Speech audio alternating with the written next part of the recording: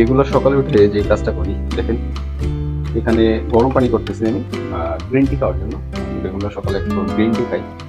Green tea আপনার fat কমাইতে অনেকটা সাহায্য করে। সাথে আমি কি কি দিই সেটা একটু দেখাচ্ছি আপনাদেরকে। আমার অলরেডি পানিটা গরম হয়ে গেছে। আদা দিছি আমি, তারপরে কিছুটা লেবু দিছি দেখতেছেন। সাথে এইটার নাম আমার আসলে মনে আসতেছে না, এটা দেওয়া হয়েছে।